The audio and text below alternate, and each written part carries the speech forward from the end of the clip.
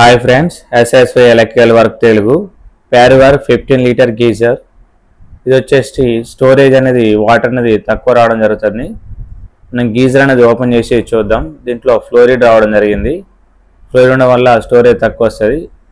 ఇది వచ్చేసి ఫిల్మెంట్ clips, indicator, థర్మోస్టాటరు, PC board ఇవన్నీ మనం తీసేసుకొని పక్కన పెట్టేసుకొని ఫిల్మెంట్ అనేది ఓపెన్ చేద్దాం. ఇది వచ్చేసి కట్ ఆఫ్. ఓవర్గా హీట్ అయినప్పుడు వాటర్ ట్రిప్ అయిపోతూ ఉంటుంది చూడండి. ఇవన్నీ తీసేసుకొని మనం పక్కన పెట్టేసుకుందాం. ఎర్తింగ్ కూడా తీసేసుకోవాలి, కేబుల్స్ అన్ని. ఈ నట్స్ అనేది ఓపెన్ చేస్తే మనకు ఫిల్మెంట్ ఓపెన్ కావడం జరుగుతుంది. ఈ ఫిల్మెంట్ యొక్క 2 లెగ్స్ క్లిప్స్ అవి మనం 2 ఇయర్స్కి ఒకసారి లేదా 3 ఇయర్స్కి ఒకసారి, మ్యాక్సిమం 2 ఇయర్స్కి ఒకసారి గీజర్ అనేది జనరల్ సర్వీస్ అనేది చేసుకోవాలి. లేకపోతే మనకు ఫ్లోరిడ్ అనేది ఉండి పవర్ బిల్ అనేది ఎక్కువ రావడం జరుగుతుంది. దీంట్లో కూడా ఈ గీజర్ అనేది జనరల్ సర్వీస్ చేయక దాదాపు 4 ఇయర్స్ అవుతుంది. ఒకసారి ఫ్లోరిడ్ చూడండి ఏ విధంగా ఉంటుందో, చాలా హెవీగా ఉంటుంది చూడండి. ఫిల్మెంట్ అనేది ఫ్లోరిడ్ అనేది చాలా హెవీగా ఉంది. ఫిల్మెంట్ కూడా ఒకసారి మీకు బయటికి కంప్లీట్గా ఓపెన్ చేసి అంటే బయటికి తీసి చూపెడతా.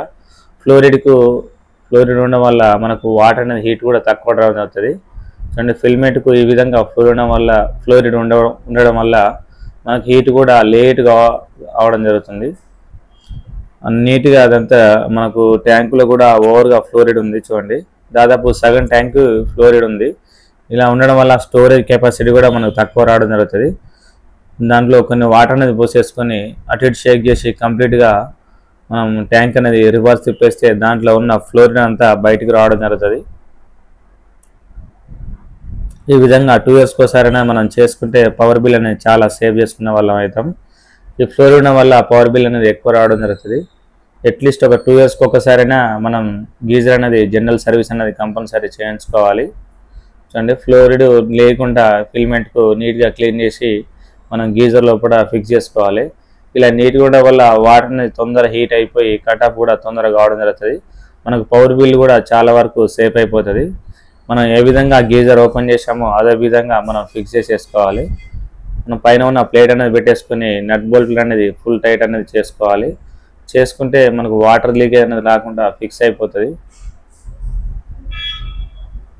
మెయిన్గా వచ్చేసి మనకు ఫిట్టింగ్ చేసుకునేటప్పుడు సైడ్కి ఒక్కోసారి వాటర్ అనేది లీక్ అయ్యే అవకాశం ఉంటుంది. అది లేకుండా నట్ బోల్ట్స్ అన్ని సమానంగా ఈక్వల్గా టైట్ అనేది వేసేసుకోవాలి. నెక్స్ట్ వచ్చి ఫిల్మెంట్కి ఉన్న క్లిప్లు అనేది లూజ్ కనెక్షన్ నుండి కూడా మనకు ఫిల్మెంట్ క్లిప్ కాడ కాలిపోయే అవకాశం ఉంటుంది.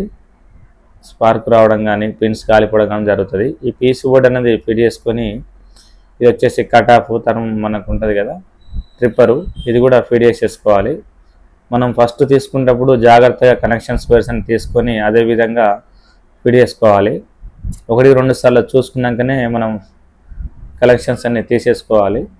ఇది వచ్చేసి థర్మోస్టాటర్ యొక్క కట్ ఆఫ్ ఉంది కదా, ఇది పెట్టుకునేటప్పుడు జాగ్రత్త పెట్టుకోవాలి. ఇది ఏమాత్రం ఇరిగినా ఇందులో గ్యాస్ అనేది పోయి కట్ ఆఫ్ అనేది కాదు, మనకు హీటింగ్ ఎక్కువ తక్కువ చేసుకునేదానికి. ఇది వచ్చేసి కార్డు స్టార్టర్ పోతుంది. థర్మోస్టాటర్ నుంచి పీసీ బోర్డు నుంచి ఫిల్మెంట్కి రావడం జరుగుతుంది పవర్ అనేది. ఎర్తింగ్ కూడా డైరెక్ట్ కార్డువేర్ నుంచి కట్ ఆఫ్ పోతుంది. కట్ ఆఫ్ నుంచి పీసీ బోర్డుకు న్యూట్రల్ పోవడం జరుగుతుంది. దాని తర్వాత వచ్చేసి ఫిల్మెంట్కి రావడం జరుగుతుంది. ఎర్తింగ్ పర్ఫెక్ట్గా ఫిట్ అయిందో లేదో అనేది చూసుకోవాలి. కనెక్షన్స్ వైర్స్ కరెక్ట్గా మనం లూజ్ కనెక్షన్స్ లేకుండా ఫిక్స్ చేసేసుకోవాలి. లూజ్ కనెక్షన్స్ ఉంటే షార్ట్ అయ్యే అవకాశం ఉంటుంది. మనం గీజర్ అనేది కంప్లీట్గా ప్యాక్ చేసుకోవాలి. ఈ 2 స్క్రూలు ఓపెన్ చేస్తే మనకు ఓపెన్ కావడం జరుగుతుంది. మనం గీజర్ అనేది ఒకసారి చెక్ చేసుకుందాం. చెక్ చేసుకుంటే ఇండికేటర్ రావడం జరుగుతుంది. ఒకసారి మీకు ఇండికేటర్ అనేది చూపెడతా. గ్రీన్ ఇండికేటర్ అనేది రావడం జరుగుతుంది. బాడీ షాట్ గిట్లా లేకుండా చూసుకోవాలి. చూడండి ఇండికేటర్ రావడం జరుగుతుంది. బాడీ షాట్ అనేది చెక్ చేస్తే ఎలాంటి బాడీ షాట్ అనేది రావట్లేదు. మీకు కనుక ఆ వీడియో నచ్చితే లైక్ చేయండి, షేర్ చేయండి, సబ్స్క్రైబ్ చేసుకోండి.